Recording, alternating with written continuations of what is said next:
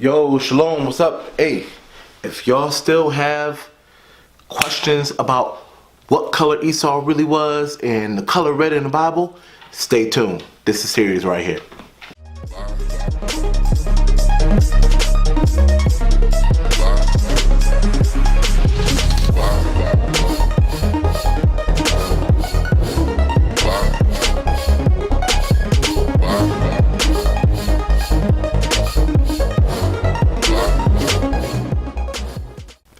Shalom in your home. I'm Noble Afro, your Israelite brother and president of All Praises Apparel, giving all praises to the Most High Yah.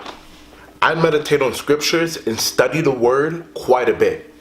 And I'm surprised to see that when I'm scrolling through social media, a lot of our brothers and sisters are still confused about the color red in the Bible. Now, I know that there are still going to be questions about this later on, but our eyes should be focused on the Most High in the Word for the answers. But I hope that today, this video series will help clear up some of that confusion.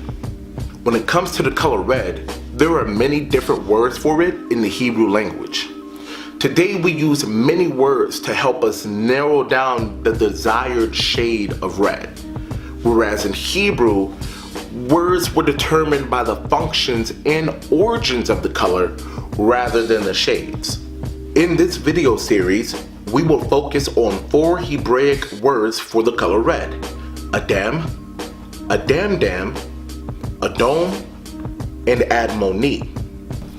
When talking about the scriptures, always remember that even though a lot of it is the direct words of the Most High Himself, the rest of it was still written by the true Israelites.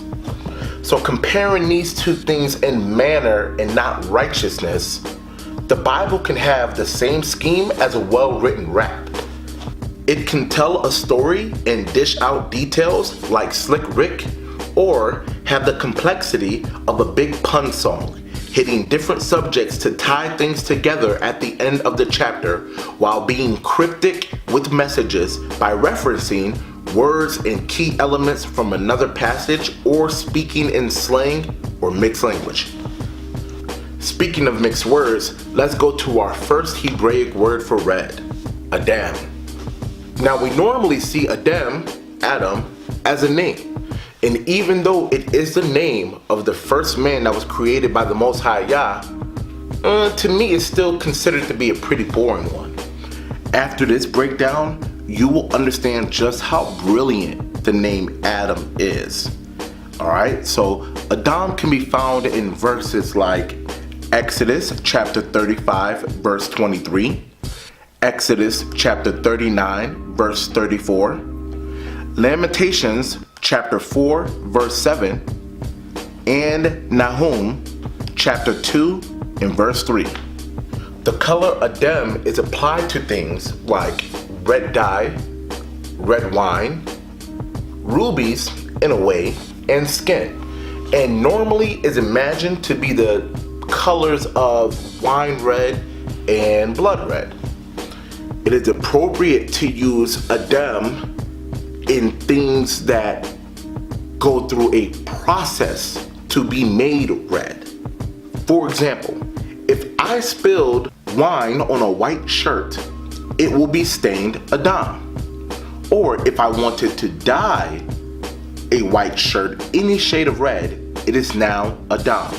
Now I can apply similes to help you understand what shade of red it is, Adam like wine or Adam like blood, but it is red nonetheless.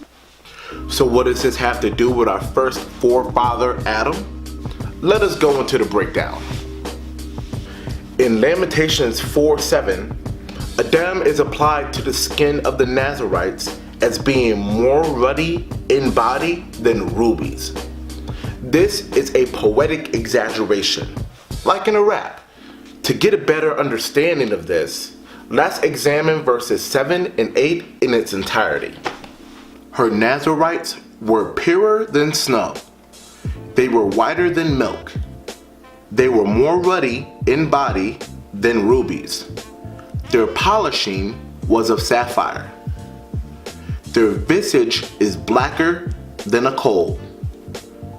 They are not known in the streets, their skin cleaved to their bones. It is withered, it has become like a stick. The chapter subject is about the fallen state of Israel due to the punishment of the Most High. This chapter gives you a basic before and after idea of the state of the people.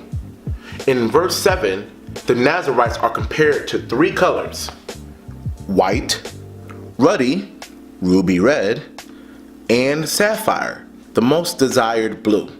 A lot of Christians will use this verse to say that the Jews are really white and sunburned red with blue eyes.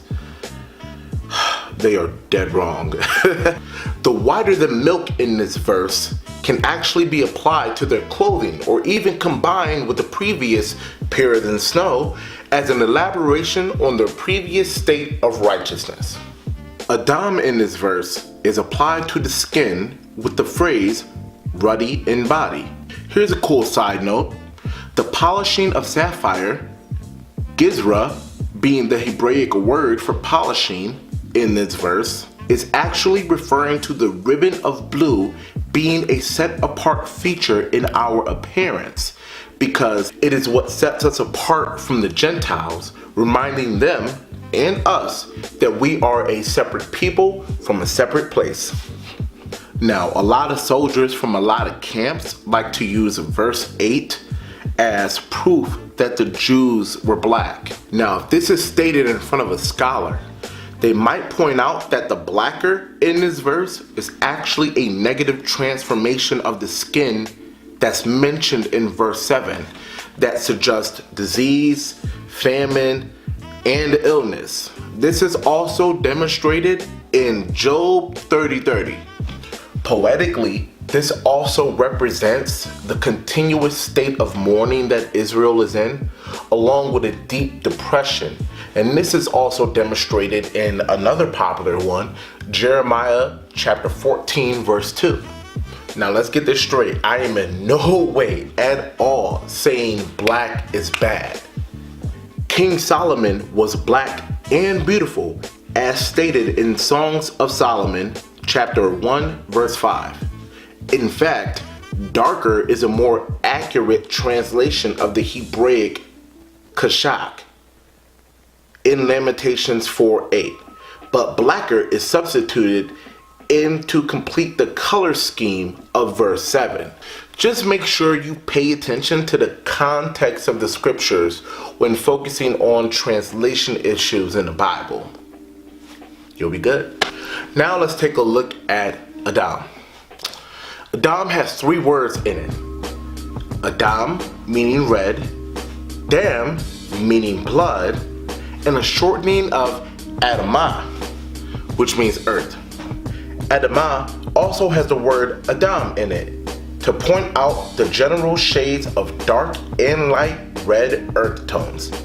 The Most High made Adam out of blood and earth, okay? Red blood and red earth. The Most High and the angels have hands and feet like copper, and Adam was made in their image.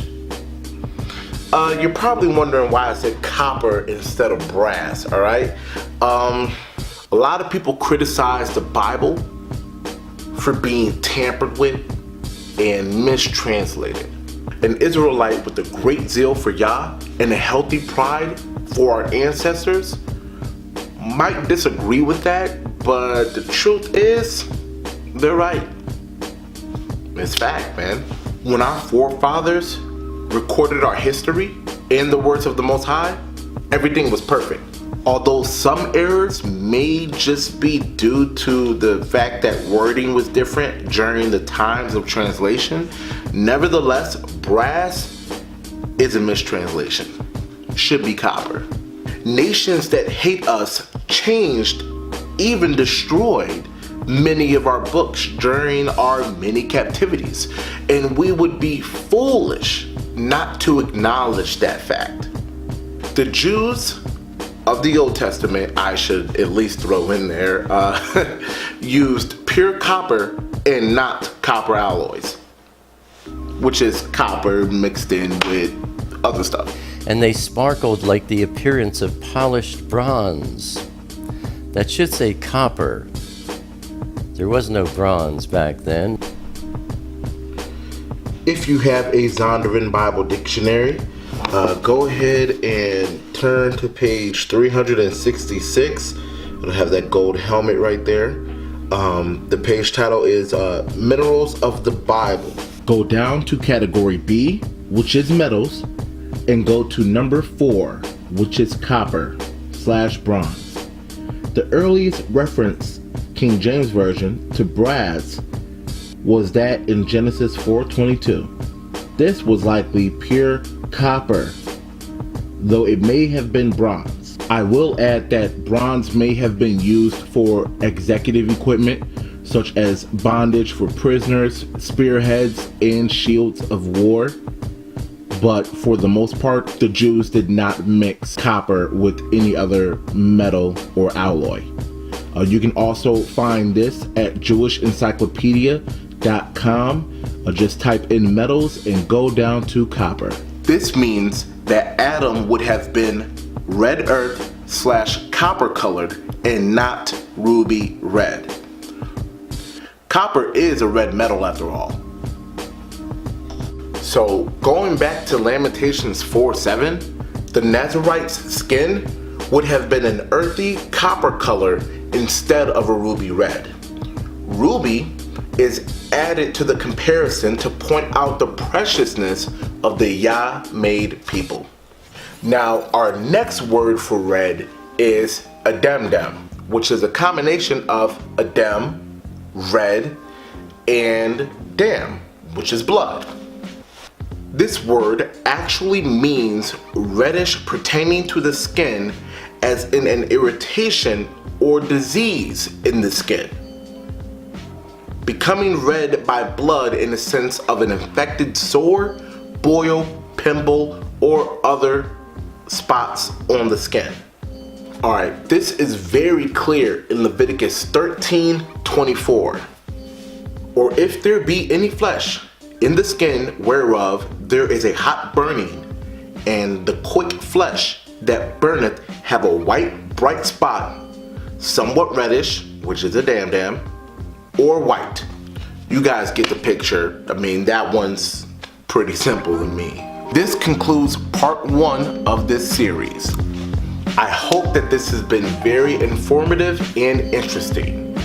The rest of the series will cover the 2 Hebraic words for red that are attached to Esau, which is Edom and Admoni. Also, don't forget to stop by allpraisesapparel.com and get your fringed t-shirts, dresses, and more. I just want to thank you, brothers and sisters, for watching this video. Thank you for your time and attention. It is not taken for granted. And I'll see you next time. Stay strong in this truth. Alright? Shalom. I'm Noble Afro.